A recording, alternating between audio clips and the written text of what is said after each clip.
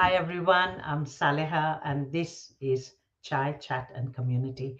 Before I introduce you to my guest tonight, I would like to acknowledge the traditional owners of the land on which we are meeting, and I'd like to pay my respects to their past, present, and emerging. Today, I'm chatting with Farah Farouque, who is the CEO of the Ethnic Community Council of Victoria, or ECCV, as we all know. ECCV has a special place in my heart. 20 years ago, when we moved to Australia and settled in Melbourne, um, we had just, my daughter had just gone into year 10 and she was asked to do work experience. And we had no idea what work experience was because in India, or I suppose even in the subcontinent, there is no concept of work experience.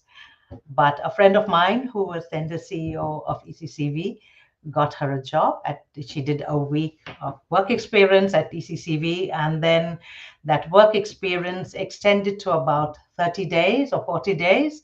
She got paid, she worked long hours, and she loved it. And she learned the value of money because that was her first job in Australia. And since then, I'm happy to say she's just worked. So without further ado, please meet Farah Farouque. And Farah, thank you so much for joining me today. I have been so impressed with you since I met you at the Indian Care Dinner. And thank you. Oh, thank you. It's such a pleasure to be here. I've come into the office, especially to talk to you. So that shows how much I value you. Like many Australians, my home internet connection can be a little bit, shall we say, temperamental. So I thought, just to be safe, I'll transmit from the office in case anyone was wondering how my home was constructed in the background. But it's such a pleasure to be here and Thank to you. connect with people from South Asian backgrounds because, well, it's quite evident.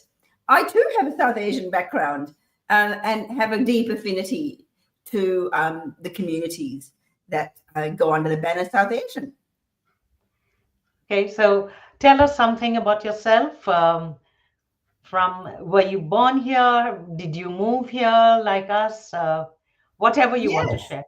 of course. I'm an open book. I'm a child migrant. My father was a skilled, came as a skilled migrant, accompanied by my mother and two of my siblings. Our family then subsequently expanded. I'm one of seven siblings, and four of whom were born in Australia and three in Sri Lanka, which is where I'm from originally.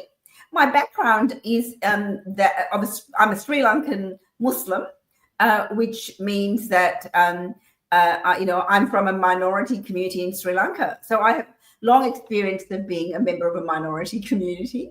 My parents migrated to Adelaide. My dad was an academic, and so ours was a sort of a bit more of a seamless journey. Dad already had a job when he came in the latter part of the 70s. And and so it was, we had quite a lot of support and we settled into, Adelaide is very different from Melbourne in that Melbourne, Yes, even in the 70s, Melbourne was quite, much more diverse. Adelaide is, less diverse. And so I think we might have been the only Sri Lankan Muslims in the Sri Lankan broader diaspora community. But ours has always been a family that mixes with all communities. So we've never sort of stuck to one group, whether it be religious group or ethnic group.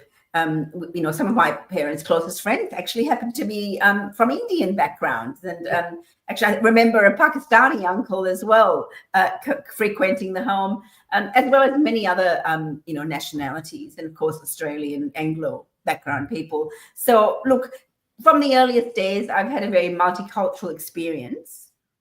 And my journey's been interesting in that, growing up in Australia, coming from a different culture, you don't always own your background, as much as I do now in the more latter stages of my career. You want to, not that you see yourself as removed, but, you see yourself as more individualized. And, but I'm really owning my background now because I'm the CEO of Ethnic Communities Council of Victoria, and a very proud one at that. though only been in the job for 6 months. So you were a journalist. That's right. Well, look, in the typical sort of migrant trajectory, I studied law at university. I have a Oh, brother who studied medicine, rest assured. So we stuck to that script somewhat. And but you know what? Shock horror in the law degree. I just felt it wasn't quite for me, and I broke the news to my dad, who wasn't entirely embracing of my decision. I said I wanted to be a journalist, and that was, there was no history of anyone who being a journalist. I think it was seen as a little bit of a sort of slightly revolutionary career to embark on without any ties here or whatever. But I was determined, and I'm proud to say both my parents, Hamid and Nazli Farouque, who are in their 80s now, were incredibly supportive. They never tried to impose pathways to me. Of course, there were gentle suggestions, but they were very supportive of my aspirations. And I come from a family where girls and the daughters were valued and encouraged as much as their sons. So ours was a thoroughly contemporary South Asian household, as are many migrant households. And I was very fortunate. No one ever held me back around gender or culture or religion. I was free to make my own choices. And, an example was set at home, but, no one tried to impose or restrict me in any way, which was fantastic. So, of course, I embarked on my journalistic career, and I moved to Melbourne in my 20s to join The Age newspaper as a journalist. I was that very rare thing in an Australian mainstream newspaper, context, newsroom. There weren't many multicultural background people at all. But, I was in that phase of not entirely sort of, I didn't define myself by my ethnicity or culture or religion as such. I saw myself as, a professional. It's a little bit limiting, that kind of thinking in a way, because you can never, you are your background, your culture, your ethnicity. Absolutely, yes. Absolutely. So I've become a much more sophisticated, member of the multicultural community. But I think particularly that says something about people, when you arrive and you're a child migrant, and whether consciously or unconsciously, you're trying to fit in, perhaps. And yes, you do. Yeah. So, but I mean, that said, ours was a household that attended the mosque regularly. It was a multicultural mosque. Yeah. And I, learned, Quranic recitation and all the things that you learn. So it was a household where those values, that from home, and, sort of, it was an observant household in that sense. Yeah, so as I've grown older, as I say, I've leaned in more into my ethnicity and culture, and I'm really proud of that. Great. This is fantastic. So why ECCV? That's interesting, isn't it? Well, look, I've had multiple careers now, which is sort of a common experience for people in their 20s and 30s. They say you have maybe a 6-time career. I'm a bit older than in my 20s and 30s, but after 20 years in the Melbourne Age newsroom, where I had a fantastic sort of opportunities, I was able to go on overseas assignments. I was the newspaper's first social affairs editor, covering social policy issues and leading a small team that did that. I spent 5 years covering state and federal politics, including 2.5 years in the Canberra Press Gallery. And again, may I add, in the Canberra Press Gallery in the 90s, a person of colour and a South Asian background was a very rare broken entity. Glass ceilings. Yeah, well, no, I wasn't glassy. I didn't feel like that. I was on my journey, as a law arts graduate, and I was sort of seeing myself as my journey. But actually, you're quite right. I mean, you come with your cultural background, etc. So, look, I didn't sort of frame it that way. But yes, I mean, when I looked around in those corridors, there weren't people who looked like me, etc. But I did. Yes. I have to acknowledge, I think when we're talking about migrants, there are layers of privilege, aren't there? And I'm really conscious of the fact that I'm the daughter of a university academic. My mother has also a university graduate. So, I mean, I'm privileged educationally. And, I always recognize that. My struggles are different from, say, people who've come without educational qualifications or a guaranteed job. Refugees and yes, I have enormous admiration. People come from those backgrounds and have built, remarkable achievements from that. And when I say remarkable achievements, that doesn't mean, becoming that old doctor lawyer discourse. Just, a successful and good person contributing to the community. And think about all the volunteers in communities. I want to kind of roll back into my ECCV kind of thing. I'm just bowled over by all those incredible people in communities who volunteer their time. What would ethnic communities be without that kind of volunteer labor that, enables organizations? For example, Indian Care. I think you're a board member, aren't you? Yes. I mean, I recently had the privilege of attending an event the group had brought together to look at sort of social problems in the Indian community. I was sort of an invited guest. I wasn't like an active member of that conversation, just listening.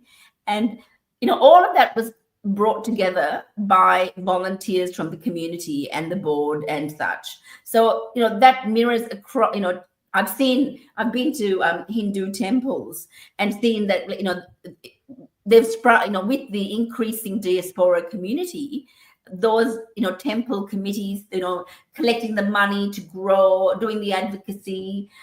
Similarly, in Sikh communities, Muslim communities, all of those communities have people who do the legwork. I know it's extraordinary. I remember early in my journalistic career, I visited the temple in Rockbank. And at that stage, it was sort of constructed as a sort of a shed. But now I believe it's been much built on, and the ambitions and the hard work that people in communities without any money put in and build is extraordinary, and I pay tribute to that. This is great. Yes, I hear you because I come from a very multicultural background. My mother is Hindu, my dad's Muslim, and I'm married a Sikh. My aunts are white, my uncles married white women. They live in England, have been living in England forever. In fact, my uncles are not there anymore, but we're still very close to our aunts. So I love this vibrancy that Melbourne brings. I haven't lived in Sydney, so I don't know, but I love the multiculturalism. It is just such a beautiful hum around it, and a good one at that. Yes, that's right. Look, there's no doubt that some communities, initially sort of find their allies and, strength in each other. But I think, for me, one of the wonderful things about multiculturalism is the intercultural connections and dialogues that build. And, perhaps in that first phase of arrival, you do lean into people from your own, in your own sort of communities, whether that be village or region or town or university. I recall when my parents arrived in the 70s, the first person to come and greet us was a friend of Dad's from university in Sri Lanka, and he took us for a drive to the Adelaide Hills back then, and it was lovely to meet this person had been in Australia for quite a while, and that was like an entree into the society. So I think the way we build our kind of a community takes time, and I think the Indian community particularly is fortunate. It's now a very big community. It's a growing community. It's one of the largest sources of migrants and temporary arrivals and even international students.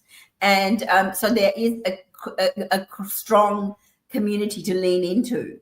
But it would be what I would love to say to people from the Indian community in particular is that there is such a added value in participating in an organization like the ECCV, which is, you mentioned our membership. We've got over 220 members, actually close to 300, with about 240 organizations, and then like associate members in individuals. And all of these members are a really strong grassroots base that we draw information from and, consult with in order to make advocacy to state and federal governments, but particularly state governments, because we're a state-based body. And so we are an advocacy body. We're fighting and advocating for the rights and issues of multicultural communities. And as I say, the subcontinental community, particularly people from India, Pakistan, Sri Lanka, and more, Bhutan, Bangladesh, the subcontinent. How would you define the subcontinent? How many nations? My geography is a bit stale on Sunday night. Okay, so obviously India is the largest country. So there's India, Pakistan, Bangladesh, Sri Lanka, Bhutan, Nepal. That's right. So that's your subcontinent. And even the Nepalese community. I mean, I work across all of them as part of my other pro bono community work, as one of the co-chairs of the Multicultural Women's Alliance Against Family Violence. And we work with, Africans, with Afghans. That's right. With Nepalese people, all kinds of people. We haven't got anyone from Sri Lanka, but that's also because we, like you, are an advocating body. We don't get funding, so all of us work pro bono. Slowly, I mean, and we are only just a little over just about touching 3 years. We will get there. All of us will. I agree with you. I mean, such a vibrant community. And how would you want ECCV to tap into the multicultural communities? How can they help? Well, I think the thing is that, for example, we do have a number of Indian background and other groups, but particularly I'm just talking about Indian for the moment, because I think we want to engage, with Indian and Pakistani communities as well as Bangladeshi. And I think the Bangladeshi community, again, is obviously it's a smaller one. And I don't know whether it's as common as source. It's not a common source country at present.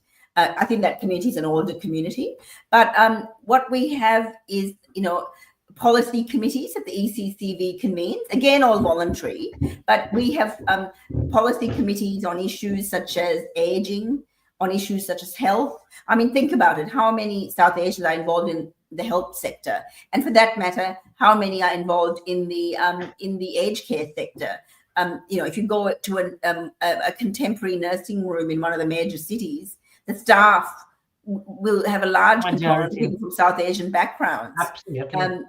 That's right. And actually, they're incredibly valuable, because built into the South Asian culture, and traditionally, is that great respect for elders. And that's something it comes naturally to us. That's right, it does. Caring, that respect for elders comes naturally. So I was going to say, there's so many opportunities to get involved. So I would encourage everyone to get onto our website, www.eccv.org.au. And repeating again, ECCV stands for Ethnic Communities Council of Victoria. And we are a grassroots body. We are our membership, and we're actually 50 years old. Shock horror. We didn't come yesterday. We recently celebrated our 50th birthday, and so we were formed, as a sort of a body to coalesce and advocate for migrant rights, not one community's rights. The migrant rights, for example, around aged care and issues like employment. We have an employment committee, and we see this with people from multicultural backgrounds, particularly some of our recent migrants. They have very good qualifications in their home country, but they're not always recognized. And sometimes, even if they are recognized, they don't have local experience. And there's a lot of issues around discrimination, their names, when they apply for jobs. So we often see people with very good qualifications and, professional skills not working at the level that they thought they would be. So that's one of the issues that ECCV fights for. For example, we participating currently in a national campaign around better skills recognition, which is a huge issue for newer migrants. And so there's loads of things to be involved with. We have a strong platform of work around mental health.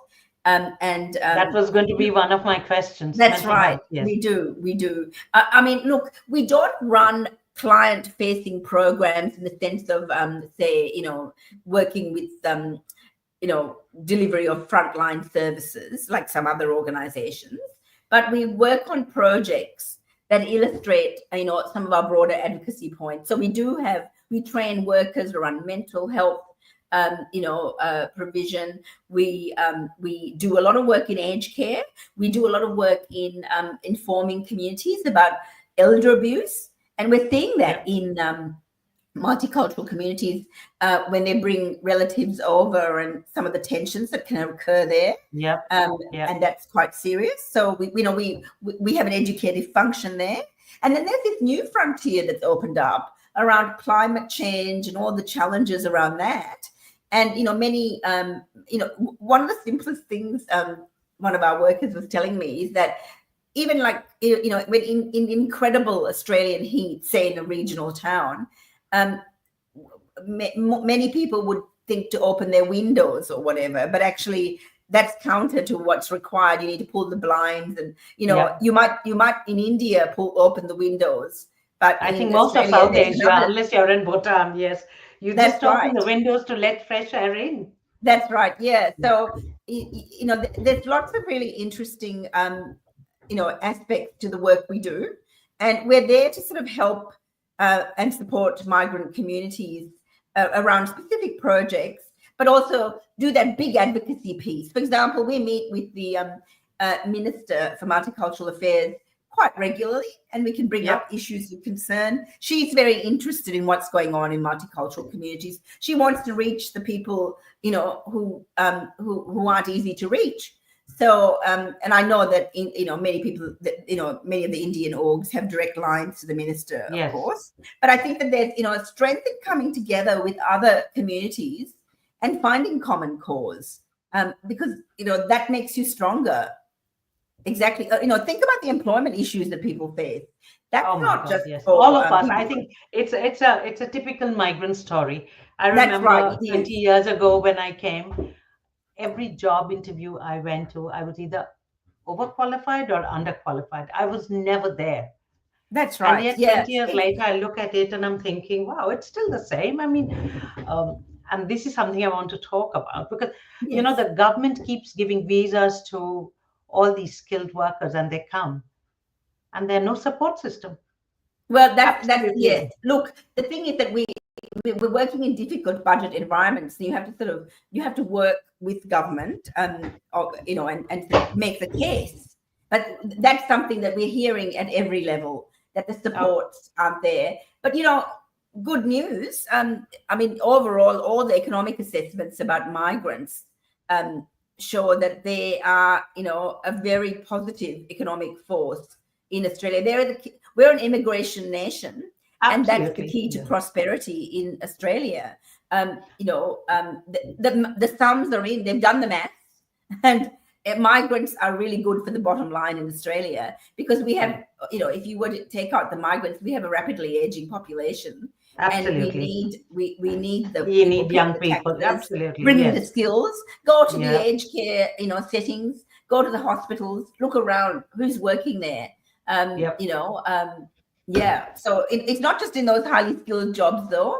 Look at sort of hospitality. It's everywhere. Yes. Yeah. That's right. Yes. Look at which is obviously hospitality is a skilled profession as well. But look at even the Uber drivers, and the people doing food delivery. That has its own challenges around the regulation of the working conditions in those areas. But there's no part of the Australian economy untouched by migrant workers. And you see the South Asians present in so many important areas of Australian working life. So it's really the migrant story is the Australian story. You can't divorce the two. Well, because migrants were targeted, what did you think of the election results last night? Yes. Now, we at the ECCV are a non-partisan organization We work with any party that's elected because that's what advocacy organizations do. But there's no doubt that part of the success and the return of the government is a perception that the opposition was not, was questioning migration. There was a linkage made around housing and migrants were causing the housing issues. Hello, no, these are systemic issues that have been going on for decades. Yes. And migrants are not the chief driver of the housing issue. And then just sort of neither are the international students. I mean, yes, exactly. They're not the chief. Not international students, migrants. They're not the chief. Refugees. They're not the chief drivers of the housing affordability crisis. So I think, to be honest, recent migrants in particular who speak languages other than English at home, they have very strongly, views around how these debates are framed. And, to win elections, you need to win everybody, but it doesn't appear that the migrant population or the subcontinental population, were strongly backing the opposition. And so, Anthony Albanese, who I might note has an Italian background name. I didn't know that. Yes, okay. Was, has had an extraordinary success. Yes. But this election, and I saw editorials in Indian publications backing him. Though that said, I also noticed that both parties, and all major, and not just the major parties, other parties, the Greens, for example, have prominent subcontinental and South Asian candidates, which is great to see. One of the Greens leader, she's our patron for the Multicultural Alliance. Okay, is that Farah Farouque? No, yes. It's Sam. It's Sam Ratnam. Oh, okay. I see. That's really interesting. Yeah, fantastic.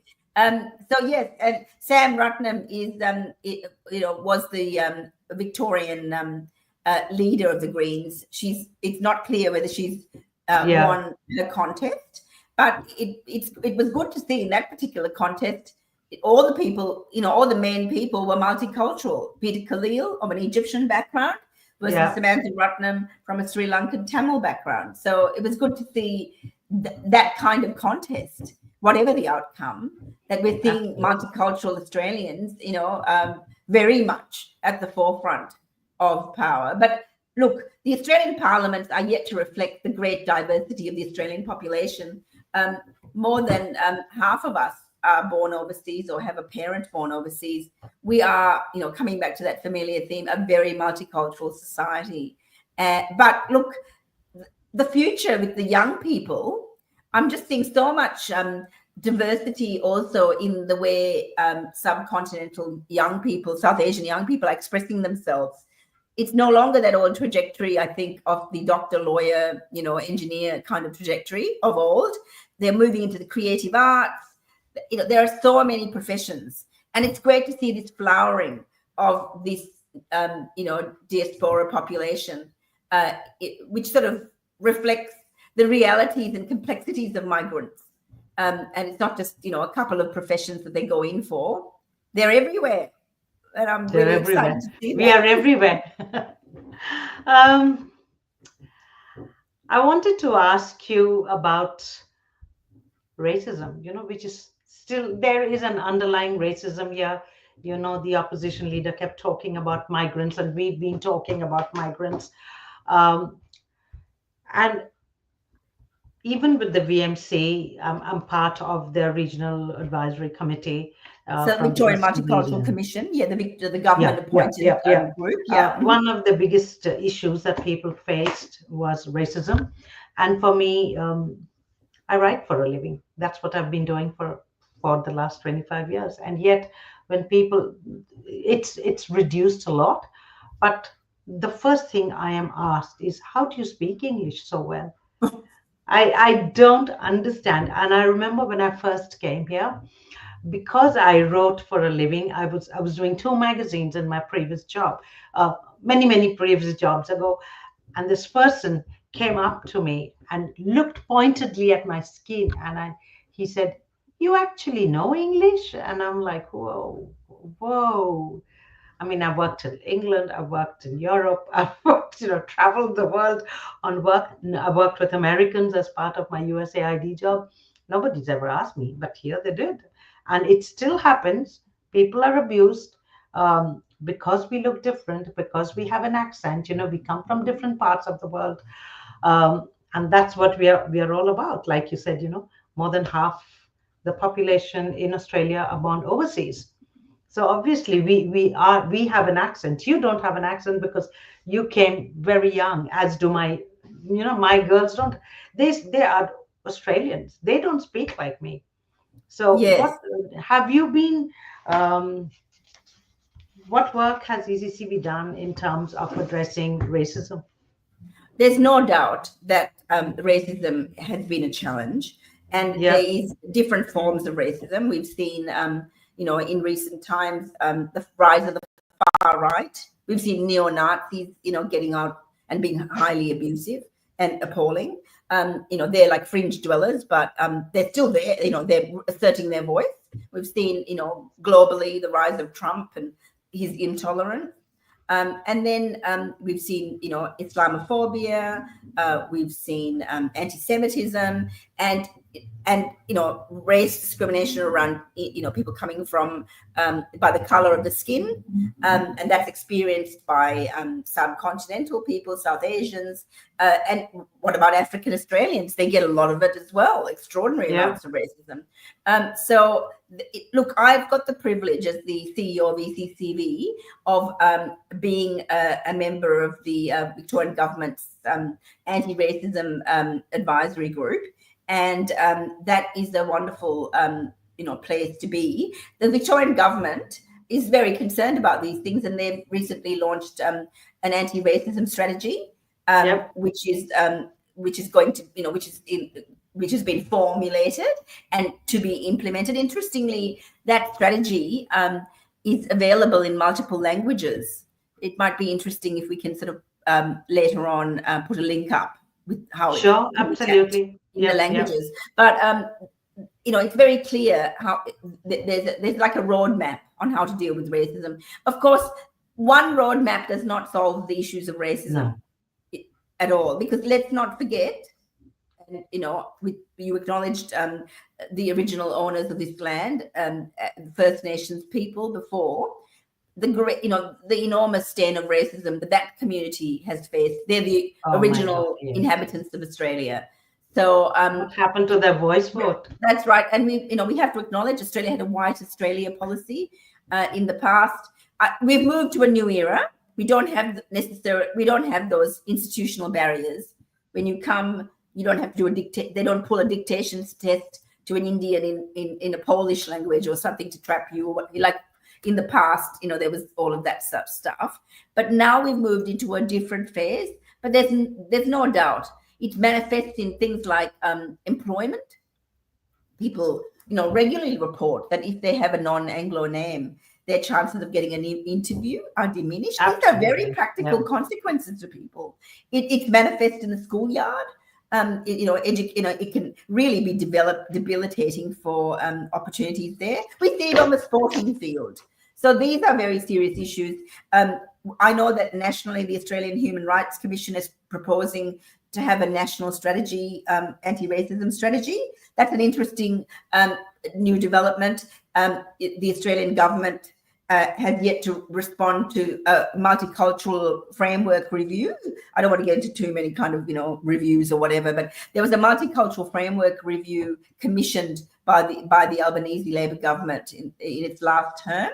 And it's a very comprehensive blueprint around, the future of multiculturalism. They had a great panel who put it together. And so there's a lot of work already done around many of these issues. And I'm feeling optimistic today on Sunday with the return of the Albanese government that they would tackle these issues, because I think there is a recognition in politics about the power of the growing migrant vote is up for bids. It doesn't belong to any one group. We know, so, yes. And it's just the right thing to do anyway. I think I recall last night the Prime Minister was talking about kindness, welcome and kindness and compassion. Yes. Equality of rights is part of that story too. And so I'm hopeful for the future. But it's, As we say, the inshallah. that's right. Well, look, the migration story is not a closed book. It's an evolving story. And as migrants, you, me, and everyone listening to this podcast has a duty to speak up. We can't just sit there shyly and say, oh, we've just arrived. We don't have anything to contribute. We do have something to contribute. And I hate to use that sort of fashionable phrase, lived experience, but our lived experience as migrants, whether we came as child migrants or as more, as your own experience as an adult, all of those things are, rich and can contribute to policy responses. I hope so. I live in hope. I'm looking at the time, and I know it's a Sunday night, and I've got you here. So I'll quickly go through two things that I am very passionate about. One is mental health, and one is digital literacy. Yes. So is ECCV doing anything about it? Of course. Come onto our website. All right. I'll put the link. Yep. That's right. We recently did a report around digital literacy among older people and how important, in fact, many older people don't access services or information through digital means. So, we have to look at face-to-face and other contacts as well. So we've got a very strong interest in digital literacy. So I encourage everyone to come on board or to our website and find that report. It's actually been one of our most downloaded reports that we've ever had, because it's got some really, really rich information about the barriers to accessing information in migrant communities. And then, of course, we have a mental health advisory committee presided over by a really skilled person in Dr. Judy Tang. And yes, I was chatting with Judy just day before yesterday. She told me about you. Actually, yes, when I told her I was going to be chatting with you, she said, "Oh, I'm with ECCV. I do the mental health." Yes, that's right. Yes, yes, that's right. And we do advocate on those topics. So, look, those are huge issues. There's no issue in Australian society that doesn't touch migrants. Yep. And so we need in every mainstream area of policy the migrant perspective, and that's where we at ECCV can come, be useful. We are not a government body; we're an independent NGO, so we have the power of our independence, which is very valuable. Absolutely. Last question, Farah. What are you most excited about in the future? Oh, meeting people both like yourself you. And ECCV. That's right. Meeting people like you, I've been just so, I don't want to sound cliche, but I've just been so impressed with all these amazing men and women that I'm meeting in community, because the strength of migrant communities doesn't lie in, people sitting in offices and twirling pens. It lies in communities and honest conversations about our successes, because, we always like to talk about migrant successes. It's sort of built into our kind of narratives, but also the challenges and the failures. I think that's really important to have those open conversations and acknowledge that the migrant story is not some linear story of upward trajectory of success. There are, not everyone's, going to get a PhD and do their parents, proud at the graduation ceremony. There are setbacks, and, let's celebrate the different sort of achievements that people have. What about all the wonderful chefs that have come from the subcontinent and are working in the range of restaurants, from actually not just Indian food, Italian food, all sorts of food, the pastry chefs. There's so many skills and different abilities and strengths in the community across the line. And I'm just excited to meet all these amazing people from multicultural backgrounds, recent immigrants, people from second generation. Just because you're a parent, just because you're not, you were born here, doesn't mean you don't identify as a multicultural person. Whether through language or food or other connections. So there are many, many threads to the multicultural story, and I'm delighted to be contributing to it. Oh, we need more people like you, honestly. Thank I you. mean, Thank you. Before you go, and I know we're over time, but I just want to mention my connection to India. My mom is a graduate of the was a graduate in the 60s in the University of Madras, which has obviously changed its name. yep. Madras Madras for me. now known as Madras, I Chennai. can never say, yeah, can't say Chennai. That's right. And she had 10 years in living in Chennai, or now then known as Madras, and yeah, and my great and on my mother's maternal side we have ancestry to southern India, so I lay claim to that tonight. Not just Sri Lankan, but I lay claim to my Indian heritage as well. There you go. Oh, okay, Thank great. you for joining, Mariana. This is one of my friends. Great point on second generation, how father migrated from South Africa. Yeah, yeah, So, yes, fantastic. and we've all been through, either underqualified or overqualified. Her father was an engineer and then had to start from the bottom. So That's yes, right, we are, I exactly. think all of us, all of us have Exactly. been there. But you know what? As So, we recognize the second generation, let's not all be just wedded to that narrative of success. Let's have those conversations about our challenges, including the conversation about racism, and that the migrant trajectory isn't that. We all have our setbacks, and I think more open. And you mentioned mental health, and I think even more mental health. More open conversations about mental health in our South Asian communities is so important. And of course, yes, I know you have done work in the family violence area as well. That is, I think that's probably another podcast. But there's so there are challenges as well as things to celebrate. absolutely, absolutely. Farah, thank you so much. I'm sure we will talk soon. I love the work that the ECCV does, and like I said, special place in my heart. My daughter got her first work experience and her first pay from ECCV 20 years ago, but nonetheless, very important for her, and absolutely very important for me. And by the time my younger daughter went into year 10, we were all prepared. Thanks to ECCV, we knew exactly what to do. And my daughter, younger one, is a lawyer, not because we put pressure, but yeah, we are living the migrant dream. Oh, wonderful, excellent! Well, congratulations Thank on you. your daughters, and Thank I'm glad you. that ECCV was able to contribute a tiny bit on her journey to success. Yes, they did. It did. It did. Thank you so much. And thank you all for joining us. Have a good night. And Farah, talk to you soon. Bye. Thank you so much.